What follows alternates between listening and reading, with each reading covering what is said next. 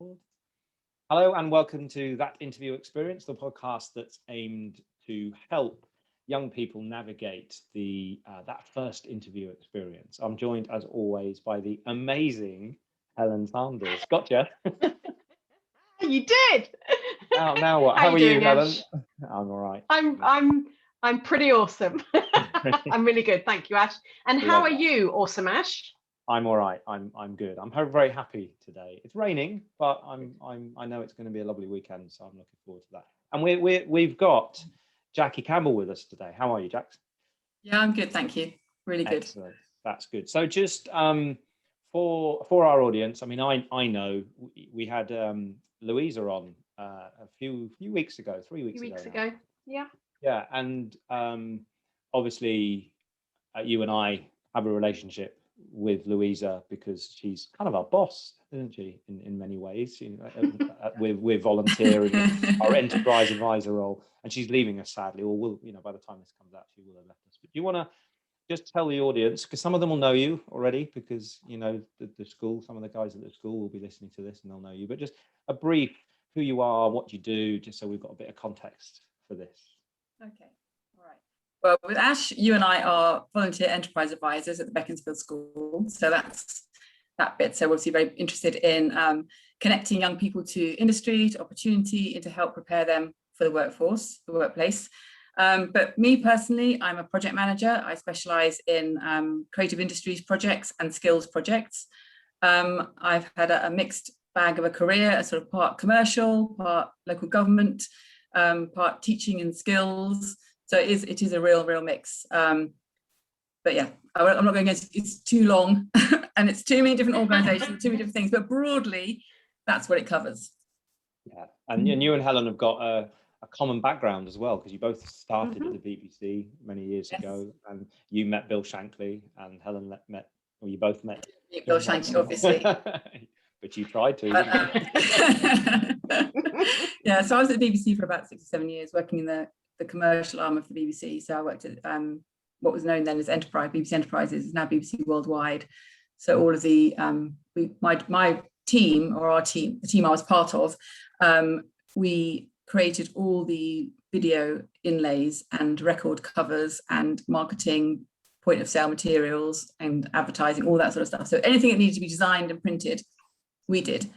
So in those days worked on things like Blackadder, then Watch with Mother relaunch and all that sort of thing. Nice. The kind of all the overall old BBC comedies. But it was in the heyday video, and like reprints of like Blackadder were like 80,000 units, the reprint.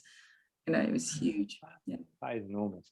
So you've obviously spent, I'm getting rained on, if that's the noise. You've obviously spent a lot of time interviewing and being in that interview experience, environment. So what are you, when you've recruited and you've been part of that setup, what have you been looking for from young people when they're coming into your organization? What sort of attributes do you want to see? Yes, interesting, because usually when anyone gets the interview, they've obviously got enough in their CV which says they can do the job. So you might have a series of people in front of you, and everyone there in front of you can potentially do the job. So then it's kind of about exploring who's going to fit the best, really, with the team. So yes, I'm looking at certain skills, and certainly if you're a school leaver, then looking for skills that are quite sort of generic and not job specific, like communication, teamwork, timekeeping, attitude is a big one, work ethic, another one I really like to see. So all that kind of thing is quite important, but also it's about getting to know the person. So we need them to be, and we do this through questioning, obviously, but draw out their sort of authentic self, rather than obviously everyone's putting their best self forward, and that's fine, but we need to get beneath that a little bit so we can work out who's going to fit the best with the team and the culture of the organisation. So are there any... And how do you identify that? Oh, go on, Ash. Oh, well, that was my question. I was going to say, so, are there any kind of things that you specifically look for to identify that? So you're looking for sort of interest and enthusiasm, aren't you, I suppose? So one of those things you might, and certainly if you flip that on its head, when I'm talking to young people and helping them to prepare for an interview, one of the things I'll always say is that it's very important that you do your research. you don't arrive at that interview without having been to the website. And I don't mean just go to the homepage and look at the about page. I mean, go to the news page. And so you can start to reference recent product launches or recent award wins or recent news stories, because it just looks like you're interested then in the organization. Because, you know, the interview isn't just about the interviewee, it's a two-way street. So it really is about, yeah, we want to find out all about the interviewee, obviously, but we want them to be interested in the company as well, and the organization which they would like to work for. So it's about doing that research on the website, and really having a good rummage around that website, but also it's about perhaps researching the people who are interviewing you, going to LinkedIn, Googling them to see if they've got any articles in the press, again, so you can quote things, and you know, there might be some areas of commonality that you can bring up as well. So if you're thinking about how you're going to fit within an organization, it's good to know who's interviewing you, and how you might fit within that organization. After that, it's kind of through questioning, and it's trying to it's asking them questions that are quite open, and you want them to come back with anecdotes and stories that illustrate their skills, capacity to learn, their attitude, the work ethic, their achievements, etc. But it is, yeah, through questioning, and hopefully, you know, a dialogue will flow, and it won't be, you know, question answer. You'll end up sort of discussing, which would be, you know, conversing, which is what you're looking for, really. Yeah, very much so, very much so. So when you're in that situation where you've looked at their CV, you're intrigued by them, you've invited them to the interview, what would be your favorite interview question that you ask? Okay, I've got two questions I'd like to ask. Perhaps the first one's quite tricky, but it's about sort of, there's no such thing as failure, only feedback. And it's about learning from mistakes. So, and I would set it up that way. I'll try and make them feel comfortable in that it's okay I want you to tell me a mistake that you've made and what you learned from it. So brilliant. I could, yeah, again, we can get a conversation going around that, but really it's okay to admit when you've got things wrong. It's okay it's just really good to know what you've learned from that. And the other thing, which I've done quite a few times, which works really well, is what's your favorite way of spending a day? And that's kind of love it. Yeah, person a bit more and moves it away from the work scenario a bit. So yeah, one's a bit nicer than the other. So and what's your, especially with the first one, what's the favorite, you know, the favorite answer you've had to that question? I don't know. I can't think now. But it does usually put people on the spot a bit. And it is quite interesting to see what people come back with. I can't think of a particular one that stands out. But yeah, it's a good one. I like that you set the scene for them though, and you put their mind at rest. So because I think culturally in the UK, we're very poor at accepting that we may have made a mistake, we may have had a failure in the past. Even mistakes and failures, that language can be quite tricky. And if I'm 16, 17 or 18, I don't want to be admitting that I've made a mistake. So I guess from this then is, if I am that young person thinking about entering the workforce or workplace for the first time, is have evidence in the bank. Have 3 examples of things that show your determination, that show something that you've perhaps dropped the ball on, or maybe you're in a rugby club and you were overseen or overlooked to be the next captain. That could be deemed as a failure. Well, how did you cope with it? What did you do so that next year you were selected as captain? That kind of example. Exactly. Because it also draws out problem-solving skills. It draws out resilience. It draws out kind of, you know, again, coming back to that sort of attitude thing again, you know, we're all going to get knocks. We're all going to get things wrong. But how do you deal with that? And how do you come out stronger, if you like? And also, just as you're saying that, I'm thinking, if you are not asked that question about, tell me about a mistake you made or something where you had to learn from it, if you're not asked that question, please make sure when you are being interviewed that you try and get the answer that you had prepared into another answer to another question at some point, because it will show your resilience, your determination, your ability to learn, your ability to self-reflect and have that self-awareness that you don't have to be perfect. Life happens. How do you respond to it? That's really nice to do that. Yeah. And you could almost flip that round as well, because when you get to that opportunity where hopefully the interviewer will say, have you got any questions for us? if you haven't been asked a question like that, that's perhaps an opportunity to say, okay, so how does your business, or how, how does this as an employer, how do you deal with failure? If I'm going to mess up, and I'm probably going to mess up every day, I hope I don't, but if I get this job, I'm probably going to make some mistakes. So how are you going to deal with that with me?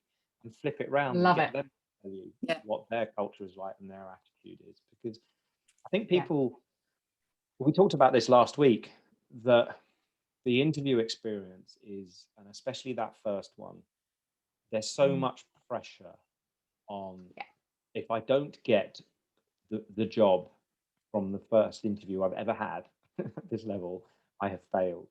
And you've got to go into it, I believe, looking at it as an opportunity to learn, as an opportunity to add to your skill sets.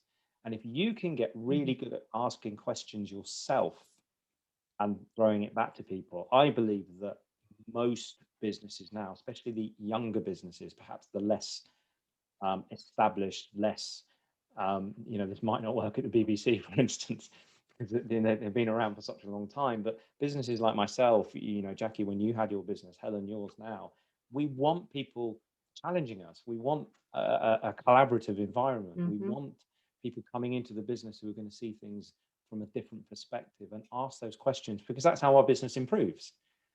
And I think being brave enough to sort of ask questions back and challenge is part of the process. Definitely. And also, I think I'd say to young people, if you're getting the interview, you've got a lot right. If you're so true. People only interview very few people. So if you've got to the interview stage, you've got a lot right. If you're not successful in that particular interview, it's because you possibly don't fit with that organization. That doesn't mean that you're wrong, or you're they're not right. Might just not be, or there might be someone else who's just a bit better than you are. Another day when that other person was there, you might have got it.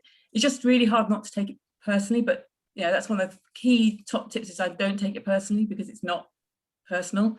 It's just, it depends who else you're up against, which you have no control over. So you can only worry about things you can control. And if you don't get this one, you will get another one. But you got the interview, so you've got the CV right, you got the application right, and that's not easy. So there's a lot to be. I think that's really to get the interview.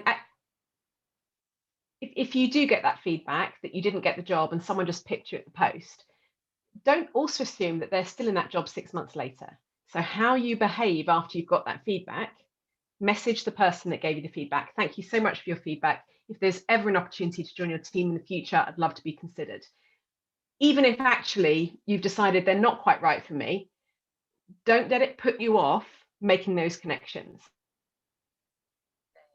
which is a hard thing to do anyway, and probably harder when you're young, but just showing that little bit of initiative. Yes, it's so hard. Yeah, absolutely. Showing that perseverance, resilience. And if you really want to work there that much, that's going to go down well, isn't it? And people are going to be, okay, maybe not this time, but let's invite them back next time. So, and I've seen it so many times where a company's chosen the other person, and 3 months in, it hasn't worked out. Does that person want to go back and have to hire again? Or could they go back and say, do you know what? Jackie really impressed me because she followed up, and that's how I want her to behave if she joined the team. So I wish I'd chosen her.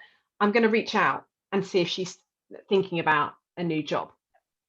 So give the opportunity for that connection to be made. And I think, and also, I guess, and this is really hard in the beginning, isn't it? But it's about sort of, you as the interviewee going in, you've also got to work out if you're going to like it and it's going to be right for you as well.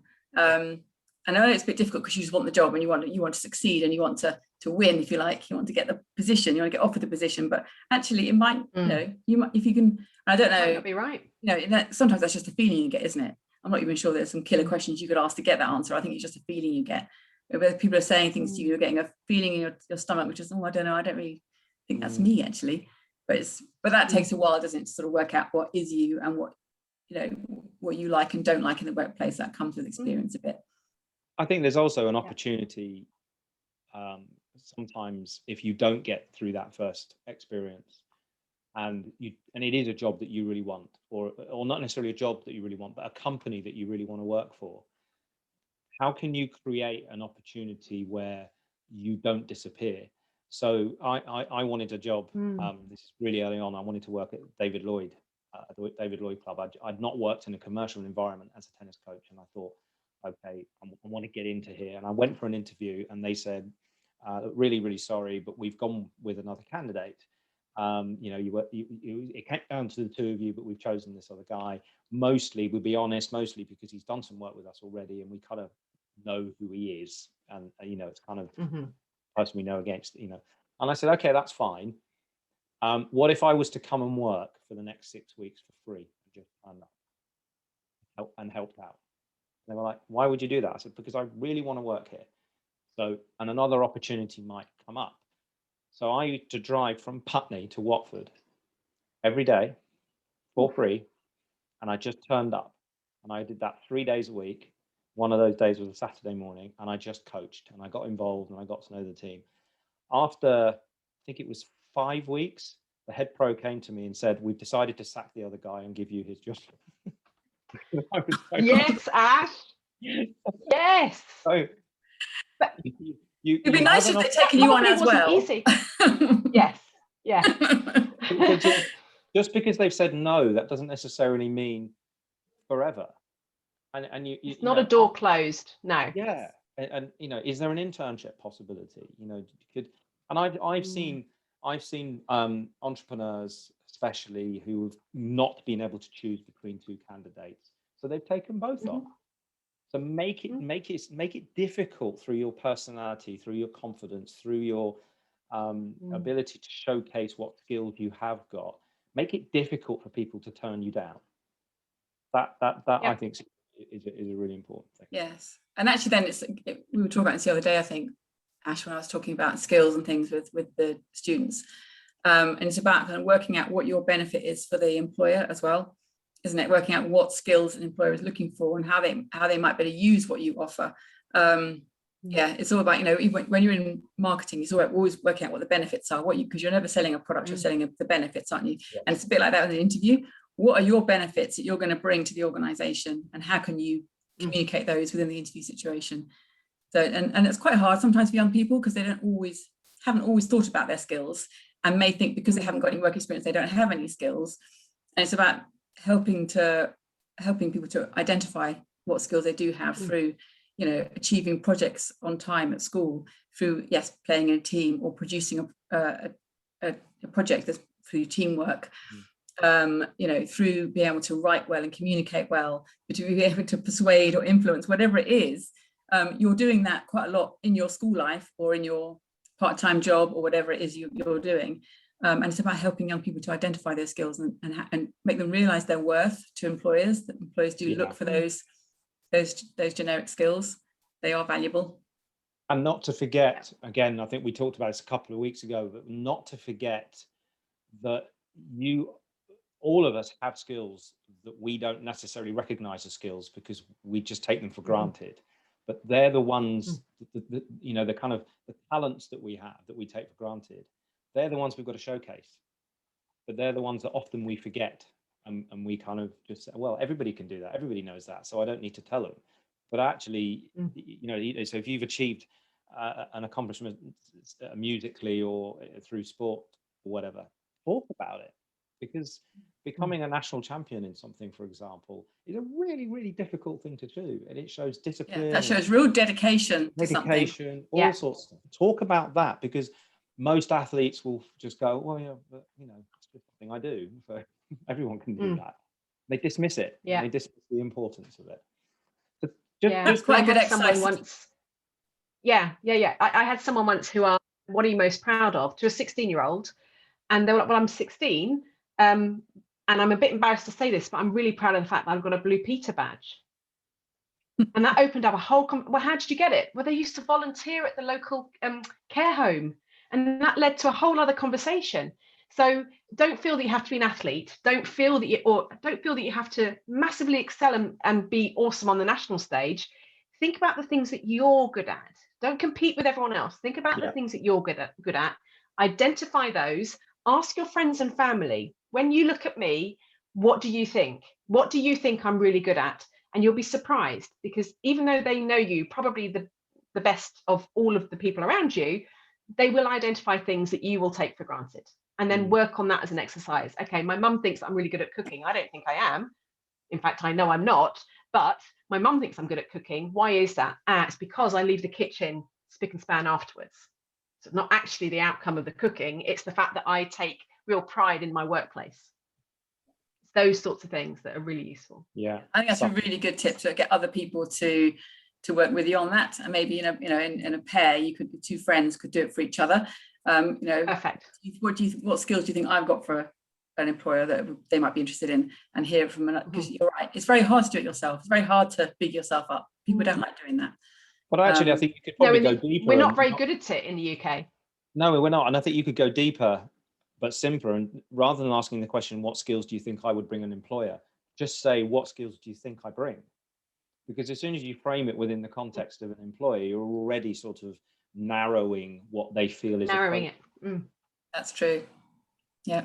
And they may even come back and say, well, it depends what job you're going for. Well, it doesn't, because you're still you, regardless of the job that you're going for. Exactly. And none of us are in the jobs that we started off at when we were 16, 17 or 18. No. But I know, and I've had a lot of different jobs, as I said earlier, but actually you get skills and experience from each one. You don't realise absolutely the next one how useful it was and what you've learned. Yeah, and you're always everyone's always. I think actually the world of work is much more about taking your personality, your growing, ever-growing skill set, and your attitude into different environments. It's not about going from job to job to job or changing career. It's about just utilizing those three things and applying them in different spaces. That's what it's about fundamentally, isn't it? And if you lose the opportunity in one space, well, then just take what you have to offer into another space and move it along like that. Because you, Jackie, you've used fundamentally the same skills and attitude and passion for what you do, and just placed it in different environments. There have been times where you've not particularly enjoyed the environment you're in, but you've seen it as a stepping stone to something else, because you want to get your foot. I mean, the BBC is a perfect example. You didn't want to do contracts, you wanted to be on the creative side, but it got you in.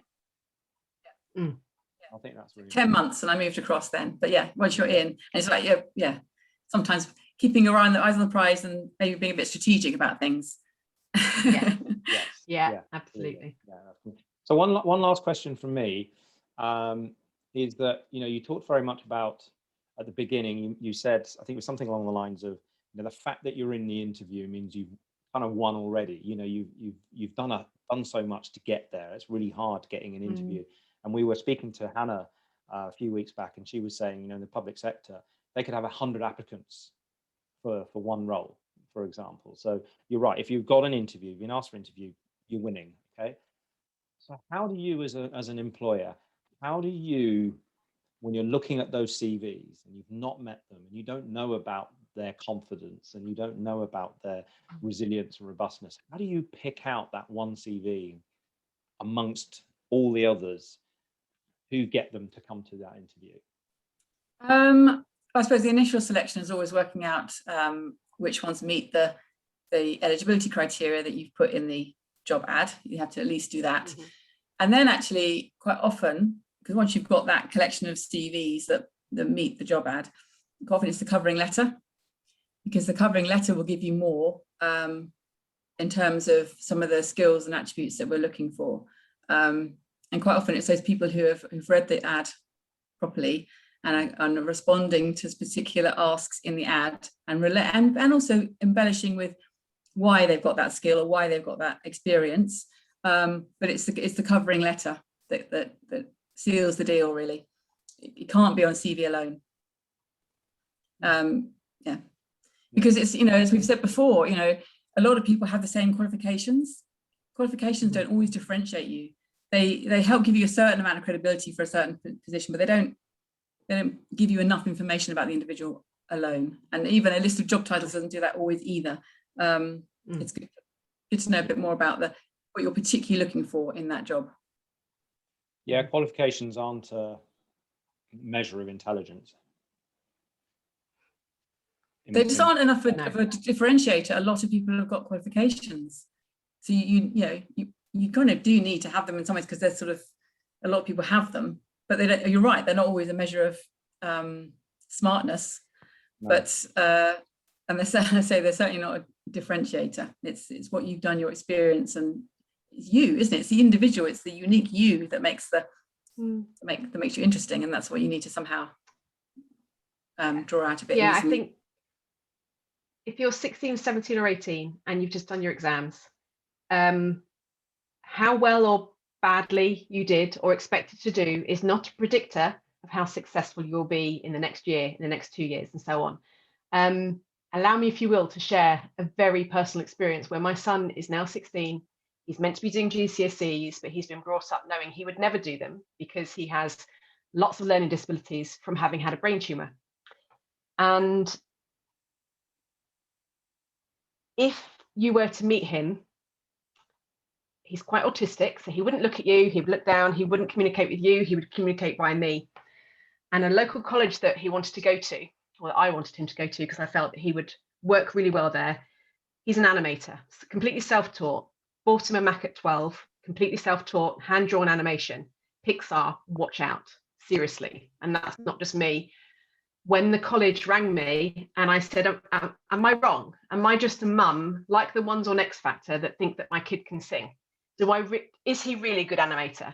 And she said, he is very talented. And I said, what about the fact that he's not going to have any GCSEs? Don't worry about it. So your qualifications, that piece of paper might be important for what you want to do. In my son's instance, it's not. His portfolio is what's going to get him into that college. And that's just having grown up in a very academic family. All three of us kids went to university. It was a given that was going to happen. I think I would have been that parent who would have pushed him academically if we hadn't had that experience. And so I do want young people to know there is more to life than just your qualification. Absolutely right. And certainly from my experience in the film and TV industry, that it isn't always, a degree that's what people are looking for. They want that can-do attitude. They want that interest in the field, because it's long hours. It's not easy. And actually, whatever qualifications you've got, you have to start at the beginning. You have to start as a runner or an entry-level clerk or whatever. You cannot walk in there with any sense of entitlement. Everyone starts off, and all the directors and producers that you're talking to, they all started off making tea. They did the same. Yes, exactly. Everyone has to do the making tea bit. Yeah, that's the qualification. Can you make tea? Yes, it is true. Can you make? Correct. And remember the tea order as well. Oh no, don't even go there. Yeah. That'd be hard. I'd fail that straight away. My first job, first day, right. Tea. And literally, they're waiting for me to offer. I'm like, no ideas. Tea. There's like 12 people there, and you've got to remember the order and the tea and the sugar and the milk. And I never made a cup of tea in my life because I didn't drink it. I didn't have a tea, didn't drink coffee, and I'm giving them their tea, and he's got the wrong amount of sugar, and he's got no sugar, and he's got milk when he should have had milk, and it's just chaos. And they were like, oh no. Yeah, it's not as menial as it looks. There's a lot to getting it right. There's a lot. It's project management 101. I know. It took me weeks. It really is. Exactly. Oh, so you did go back for day 2 then, Ash? Yeah. And then they made me put together a cardboard box, and that took me about 40 minutes, and the record was 11 seconds. Brilliant. They were having fun with you. Your can-do attitude, exactly, and to get stuck in was what prevailed. I got it down to 12 seconds eventually. Yeah. Jackie, thank you so much for coming in and spending some time with us and sharing your experience about interview experiences. It's been really good fun, and I know that everything we talked about today will be useful for somebody somewhere. And as Helen and I were talking off air beforehand, if one person listens to this and takes a piece of advice or hears something that resonates with them, and they take it with them to that interview experience, and it gives them that confidence to do that 1% better, then we've done our job. So that thank you for being part of that, because that's just a really cool thing to be involved in. Good luck, everyone. Yeah. Thank you, Jackie. Thank you.